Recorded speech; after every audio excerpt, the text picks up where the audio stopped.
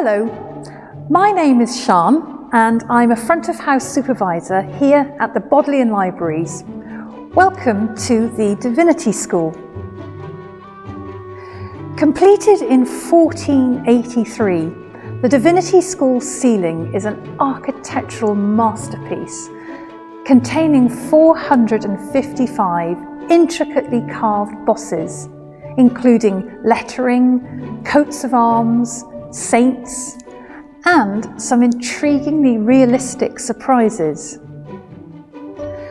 The bosses can be roughly divided into three groups: names and heraldry of the wealthy benefactors who donated the money required for finishing this magnificent project, religious symbols which revealed the way academia and religion were inseparable in the 15th century, and my personal favourites, the portrayal of everyday medieval life.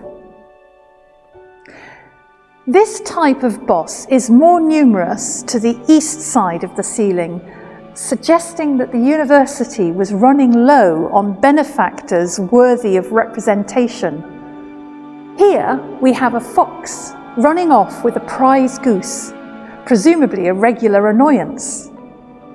This unknown mason has chosen to carve it in breathtaking detail, with the exquisite pattern of feathers on the goose's outstretched wings.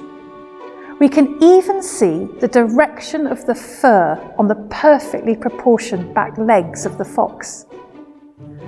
Not only is this a beautifully observed piece, it's also artistically arranged in a very satisfying composition. Over here, we either have a young boy coming across a terrifying bear in a forest, or it's a tame dancing bear. Can we just make out a harness across its nose? Hidden in the ceiling, there might even be a self-portrait. There appears to be a figure humbly dressed in a hood and a buttoned tunic, peering over the edge at us. But my favourite of all has to be the cheeky jester, crouching above the arch as if to pounce. There's such pent-up energy in this little figure, squashed precariously as he looks on the people below him. It's a delightfully playful carving that's technically brilliant, perfectly illustrating a tight-fitting, eared hood, and the buttons of his tunic running down his back accentuate the curve of his spine.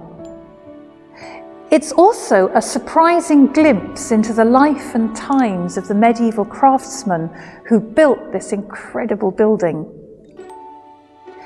It appears that the masons were given a free hand to add whatever took their fancy. Thank you for joining me.